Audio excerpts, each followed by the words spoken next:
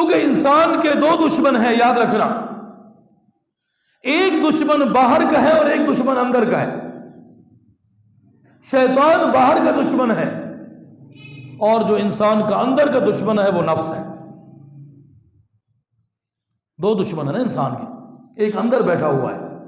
اور یاد رکھنا، گھر کے اندر چوری تب ہوتی ہے جب اندر کا کوئی مل جائے۔ گھر میں اور ملک میں اور ریاست میں اور اپنے علاقے میں اس وقت نقصان ہوتا ہے جب اندر کے لوگ مل جائیں۔ تو اندر کے لوگوں کی اصلاح کرنا ضروری ہے، اس کے لیے تزکیہ نفس ہے کہ اگر جب تک یہ دشمن ہمارا سیٹ نہیں ہوگا تو ہم آگے، یہ تو گٹھ جوڑ کر لیتا ہے شیطان کے ساتھ، اور ہم سمجھتے ہیں کہ شیطان بڑا طاقتور ہے۔ اہل اللہ نے یہ فرمایا ہے شیطان سے بڑی طاقت اس نفس کے پاس ہے، یہ بڑا دشمن ہے، شیطان اس سے چھوٹا دشمن ہے، اور یہ اگر نہ ملے تو شیطان کچھ نہیں بگاڑ سکتا، یہ اس کے ساتھ مل جاتا۔ رمضان المبارک، وہ کہتے ہیں کہ اگر دو دشمن ہو تو ایک کو اگر چھوڑ دیا جائے اور ایک کے ساتھ اگر کوئی معاہدہ کر لیا جائے، یا اس کو کہیں ایک طرف کر کے پھر دوسرے دشمن کی طاقت کو دیکھا جائے، اس کے پاس کتنی طاقت ہے، میرا کتنا مقابلہ کر سکتا ہے۔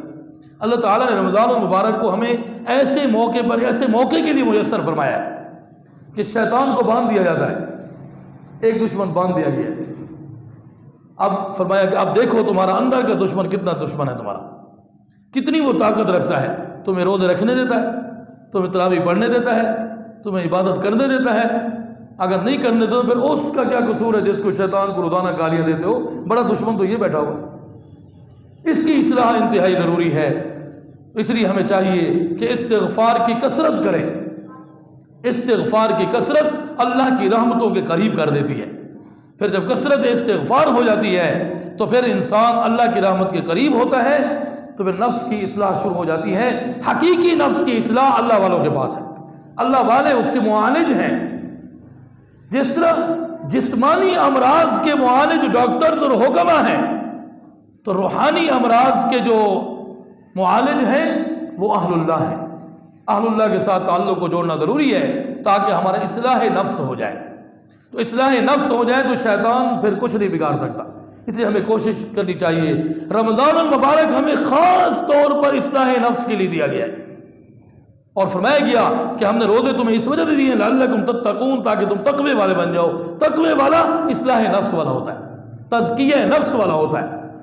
تو روزے سے جو ہے انسان کی اصلاح ہوتی ہے، نفس کی اصلاح ہوتی ہے، نفس کا تزکیہ ہوتا ہے۔ اس کے لیے ہمیں نیت کرنی ہوگی اور پوری محنت کرنی ہوگی۔ شعبان المعظم میں چاند روزے رکھ کر عادت بنانی ہوگی تاکہ رمضان المبارک کو ہم صحیح انداز سے عمل میں لے آ سکیں اور روزے اور تراویح اور عبادات کی کثرت کر سکیں۔ اللہ تعالیٰ مجھے بھی اور ہم سب کو جو ہے ان باتوں پر عمل کرنے کی اور آنے والے رمضان المبارک کے اندر زیادہ سے زیادہ عبادت کرنے کی توفیق نصیب فرمائے۔ وآخر دعوانا الحمدللہ رب العالمین۔